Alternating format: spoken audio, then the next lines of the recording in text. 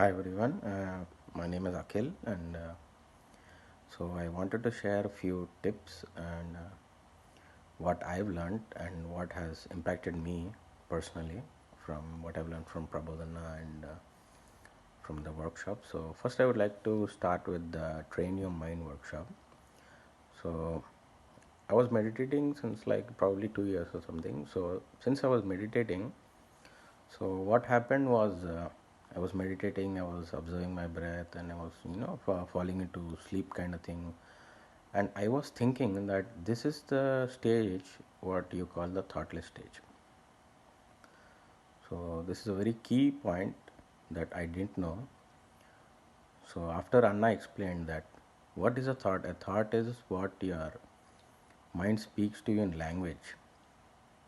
So after that point, it clicked me so hard that when I'm meditating, I could watch my thoughts, and I could actually know when I'm in a thoughtless stage, like when I'm taking a shower or when I'm walking in the park or whatever I'm doing, when I'm brushing or whatever I'm doing, is my mind talking to me. So if it is talking, then you are on thoughts. If it's not talking, that's when you are in the thoughtless stage. So I was practicing this for a while, and after a few days, I found out that I was being more in the present moment, and like my awareness is increasing and all that. And so the next important point that hit me was be a warrior. So that was Prabodhana's first point. Be a warrior. So whenever you are sitting in meditation, be like a warrior. Just meditate like a warrior. Don't get into sleep. Don't fall into try to become dizzy and all that. Just like a warrior, you watch your breath and all that. So that one clicked me so well. And the second workshop, connecting with energy. So I used to feel energy here and then, but I didn't know that that was energy. I didn't know what energy was. So after the connecting with energy workshop, uh, like how to feel energy like in your hands. So if you rub your hands for like 30 seconds and you do like this, you can feel the energy. So when you do your no yoga nidra or when you meditate, so once you start perceiving it, it keeps increasing. So that is one key point, like how to feel energy, like how to be with energy. That was very important for me. And coming to the astral travel workshop, so the first thing which was I was trying to astral travel here and there, but the main key thing which was stopping me from doing the astral travel was fear. So fear is was the major thing for me, and I think I told this in yeah, the night's session, but also I want to tell it now. So when I told Prabodhana that fear was actually I might be a little scared, that's why I think I'm not coming out. So he said that Mundunu baitikra. He said first you come out of the body, then let's see what will happen. So that clicked me so much that after I tried without fear, I actually came out. So there were many experiences after that. And second is yoga nidra. So since I was practicing yoga nidra every night, so I was getting experience in the night, and also when I wake up, I was full with energy, and my awareness also was increasing a little bit. So yoga nidra was very important, and uh, for me, night was also working, but mornings were working very well. So if I woke up like 4 a.m. or 5 a.m. and I was trying the astral projection, it was working very well. And I just want to tell you one experience. So how real is astral travel? So one experience is very funny. So what happened, I was meditating, and usually when I meditate and sleep, I usually get these astral travel experiences, but I didn't know that those were astral travel experiences unless after listening to Prabodhana saying that whenever you have the feeling, the more feeling you have, the more perception is there, the more vibration is there, that is astral travel. So many of my astral travel experiences got wasted because I was thinking they were dreams or some visions or something like that. So that was very important. So how real is it? So what happened? I meditated under the pyramid, and I slept under the pyramid in the morning. So what happened? I got an experience. So what experience I got? I thought it was a dream, but I'll tell you. So what happened?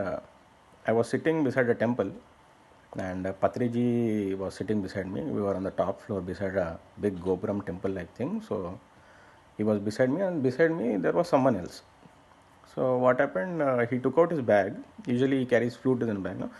So he took out his bag. From that, he took a small box and gave it to the one beside me. So I didn't see who the beside person was.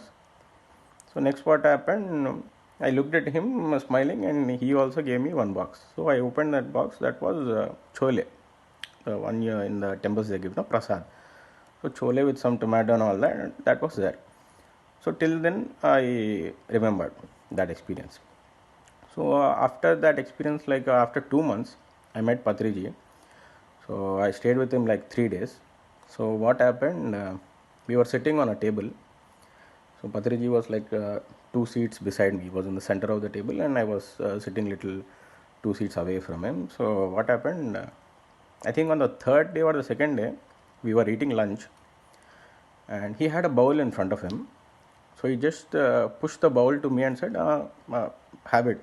So I thought, okay, why is Patriji giving me something? And I saw in the bowl, it was the same chole I saw 2 months ago in my experience.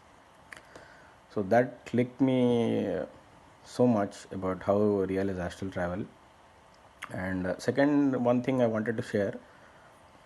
So one day, what happened? I was sleeping. In the morning, probably it was like a sleep and a wake up kind of phase. So I woke up. So as soon as I woke up, something came and landed in my body. So I could purely feel the landing, and my breath was so small, so short at that phase of time that I thought, okay, some astral travel is happening automatically.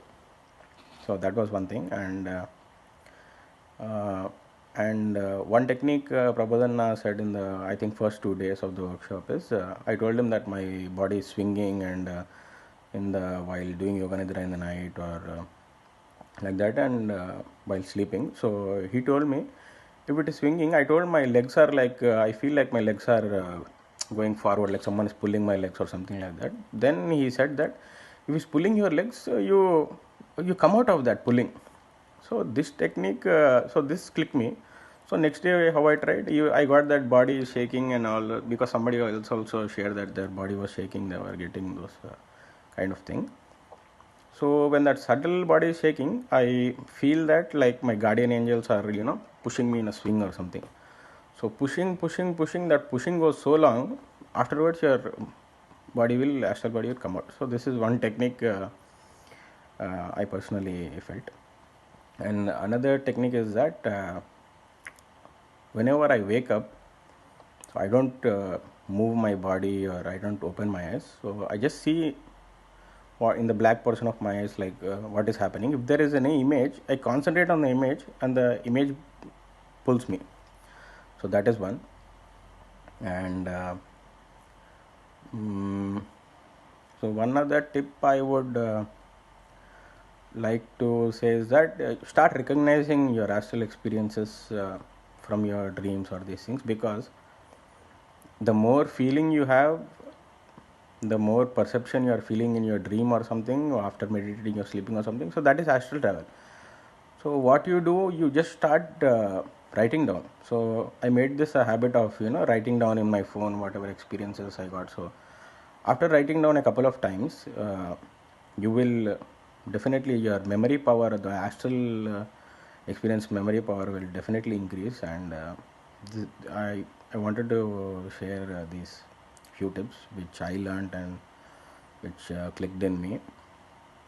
And so the lot of thanks to Prabodhana, and whoever is organizing and helping him, and to everybody. So I wish you all the best of luck in your journeys. Uh, and thank you Prabodhana, thank you Santoshana, and thank you everybody. Thank you.